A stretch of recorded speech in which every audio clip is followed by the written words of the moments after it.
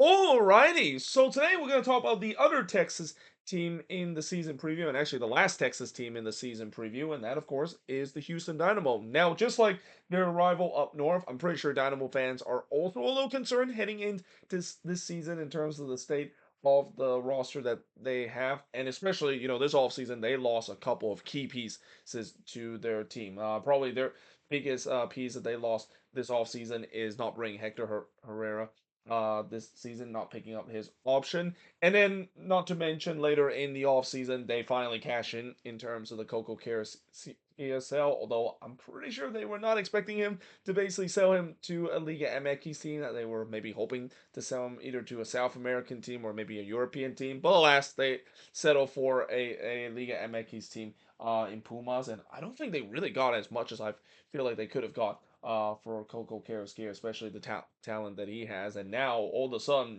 there's talks that, are they going to replace them heading into the remaining part of this offseason? And I will say that unlike Dallas and in some extents DC United in the last two season preview I mentioned, as much as I know the Dynamo fan base are a little bit panicking about the key players that they lost this off season, maybe the lack of talent they have in their roster.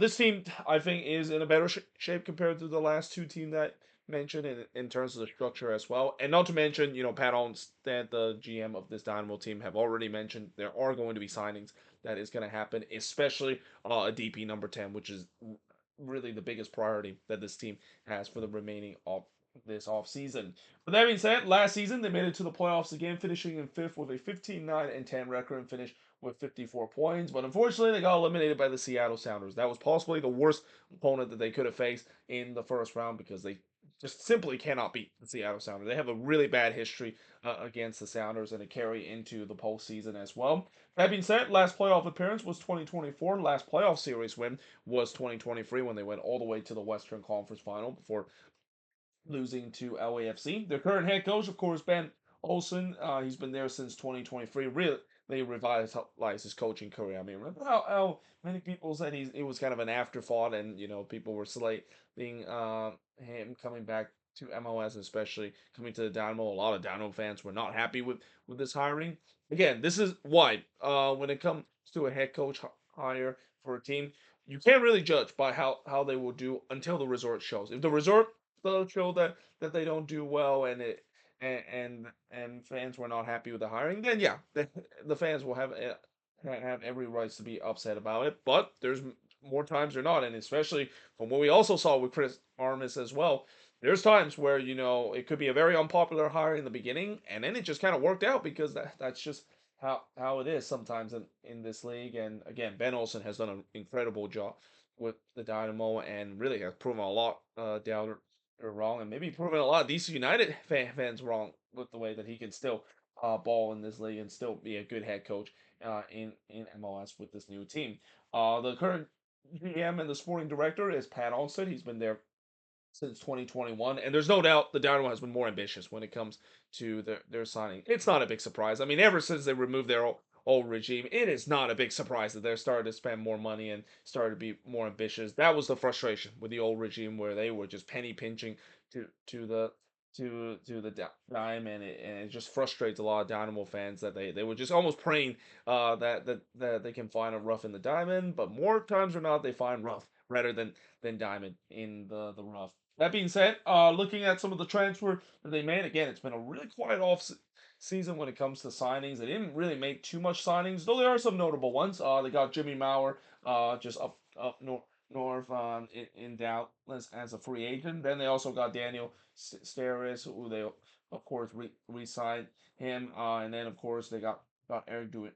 Yes, off of waiver. By the way, Daniel Steres, they already had him. They basically re-signed him. I think he's the only player right now that has re-signed after he got his option declined. From what I also heard that they were up to like five players that the Dynamo is still trying to negotiate, and one of those players is their goalkeeper, Steve Clark as well. And there could be a sense that when they got Jimmy Maurer from Dallas, I thought he was maybe just going to be a backup option, but now with the way that it doesn't seem like they're going to bring back Steve Clark, it seems like maybe Jimmy Maurer might be the number one for this Houston Dynamo side. Now, looking at players that is no longer on this team, so Mackenzie Gaines no longer on this team as his contract was not renewed. The same goes for Jan Gregor, so his option was declined. And then the big one, Hector Herrera. This was the big decision that they had to make. Do they want to keep him? Do they not want to keep him? Especially the gigantic contract that he has. They elected to not do so, and it's kind of fitting that Hector Herrera time with the Dynamo end in a sour way with the spitting incident. I mean, I don't know if that played a contribution in terms of the fact that they decided to not pick up his option, but yeah, I mean that's kind of a sad way to end Ache career with the Dynamo with that disgusting moment that yeah, if he ever comes back to MLS, he knows that he's gonna have to still serve that suspension that he of course got after that infamous spitting incident and basically did a Brian Vera there. Though the other player that has their option declined, including Junior Moreno, Brad Smith also had his option declined. Though there are talks that it seems that they might be looking to bring him back, which I'm kind of surprised they decided to not even think about bringing him back. Or actually, I would be maybe a little surprised that they didn't bring him back because he could be a decent depth piece for this team. You also have Osam Silla not having his option declined. Same with Xavier Valdez. Latif Blessing, another player that they had their option declined. That's a little bit of a surprising one too because again, he could use as good depth piece, and it's shown that as soon as he burst into the scene, he was basically scoring every single game. Like he couldn't stop scoring goals for this Dynamo team. So we'll see whether if his option is declined. Same goes with Steve Clark as well, though from what I also heard, and at least according to Pat Olmstead, he says that most likely they are going to be moving on from Steve Clark. And it's also kind of understandable considering he's going to turn 39 heading into this season. And while Steve Clark definitely still showed that he can be a good goalkeeper as well, especially last season. I mean, I think they're just hoping that they can definitely find a better goalkeeping option besides Steve Clark as well. So yeah, they decided to look like they're not going to re-sign him, even though there's been talks that maybe there could be a chance to do so. And then the same goes for Tate Smith as well. There's been ongoing talk that they're also looking to maybe bring him back. Now we have these next four players that is definitely not back with this team because they of course gone to different teams, starting with Coco Karaskia, of course making that big move to Pumas in Liga MX. They finally got rid of the contract of Sebastian Ferrer. That feels like almost a win for the Dynamo this off season. That was one of the biggest goals. What are they going to do with the Alcatraz contract that is Sebastian Ferreira? They finally decided to terminate his contract. I don't know if that counts as a buyout. Some people say that it doesn't count as a buyout.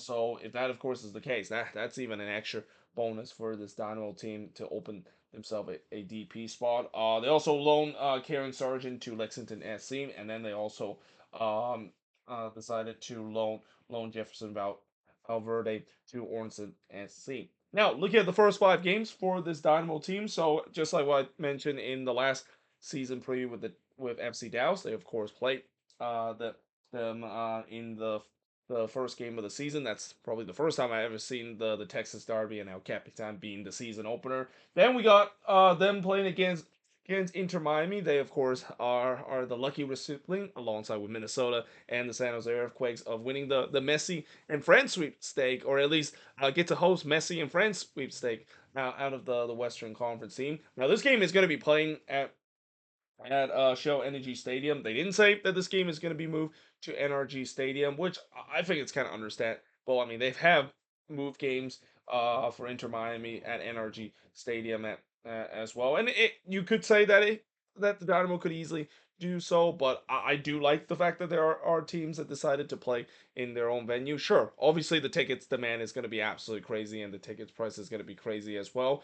But at the same time, I do like when teams decided to play in their own venue instead of maybe moving somewhere else. Looking at you, Columbus, in terms of them decided to go to Cleveland for the big occasion that is. Speaking of Columbus, they play against them next after they're playing against Miami at home, and it's a road game for the Dynamo too, so not easy whatsoever. Then they face at home against RSL, and then they have the rematch in the playoffs against the Seattle Sounder on the road. So yeah, that is a very murderous road kind of schedule to begin. Well, I say murderous road. I mean, I think the games that I have confident that the Dynamo can win, the two home game that they had against Dallas and RSL. Those are teams that they have had good history for. Well, for Dallas case, they seems like they always tend to draw against them at home. They rarely lose to Dallas at home.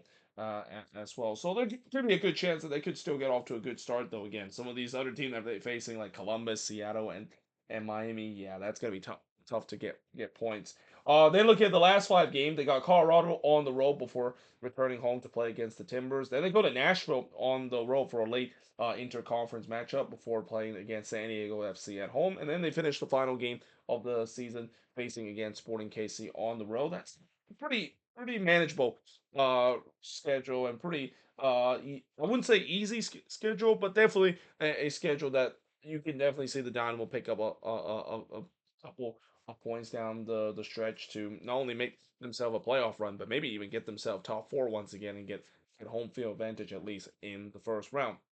Now, look at the strength of this team. It's got to be the defense and the midfield as well. I mean, last season this defense has been very good, which is kind of something I don't think I've said about the Dynamo in a long time. This team has always had problem when it comes to their back line, but it seems like it's been fixed these last two season, and it's continued to be a strength as well. The midfield is going to be also a strength for this team. Yes, I know they lost Coco Carrasquilla. That's going to be a big loss for them, but I do think that they have some good option within as well. And that's actually going to be one of my big question about this team is, do they really need to absolutely need to find a direct replacement for Coco Carrasquilla, considered they actually do have some good option within that they could easily replace him and don't really break a sweat.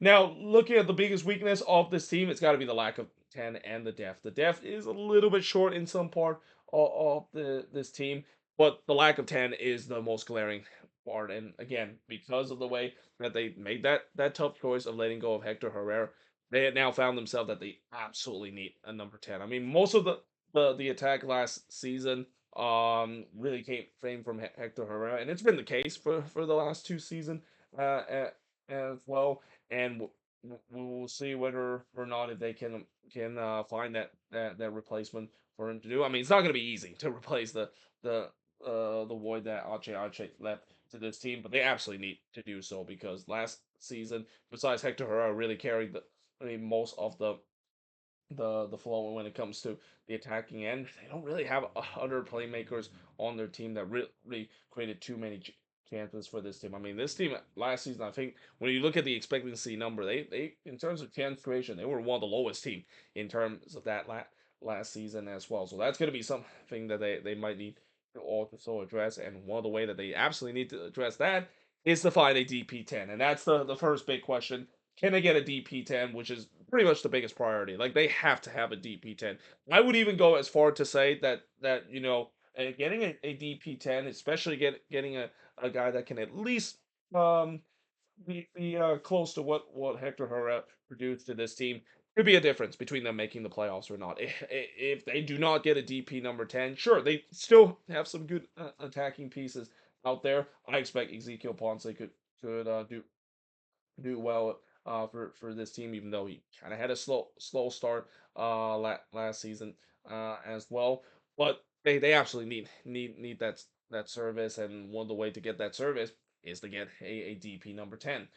Do they really need to find a replacement for Karaskia, even though they have some good option to replace him within? So those good options I mentioned, one of them is Brooklyn Reigns. I think the Dynamo have been very high on this guy, and there's definitely some high upside that Brooklyn Reigns can bring uh, to this team, and we'll see whether if he can get thrust into the action and see if he can live up to the potential that the Dynamo feel like he could be. But the other one I would say that could be a good replacement is Eric Duenas. I mean, I think it was an absolute steal in my opinion when they got him off waivers, and even in the limited minutes that Eric Duenas had with LAFC, he looked really decent. And this is again another situation where when you have a good young player play for a team that is already pretty stacked, it's kind of unfortunate that they're gonna get limited minutes. But when they do get the limited minutes, they definitely makes the best out of it. I think Eric Duenas did a good job of that during his time with LAFC, and now he's got a chance to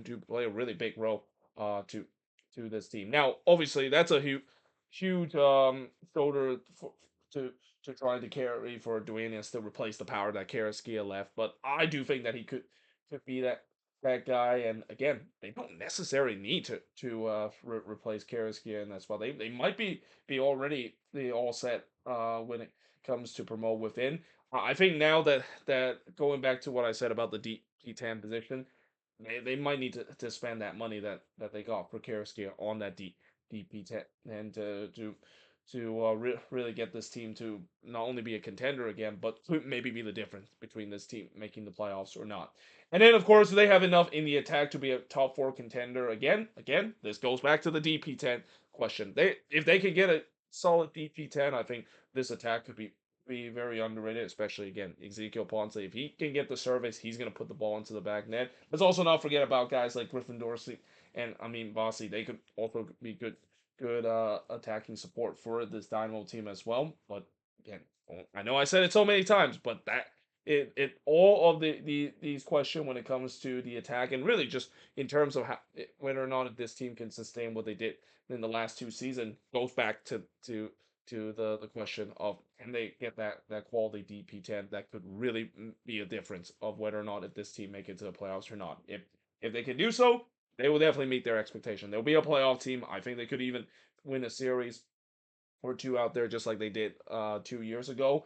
But if they don't get that, then yeah, I mean it would be maybe a fringe playoff team, but again, they will really have to hope that they don't get the right level D10 that they hope for. That some of the other guys that I mentioned, like Ponce, like Dorsey, and even Bossi, they need to really step in and be the creative player. Which those three guys, I don't know if they necessarily can do that in a sustainable ways throughout a season, but still get this team to be a contender in the West and even win a playoff series as well.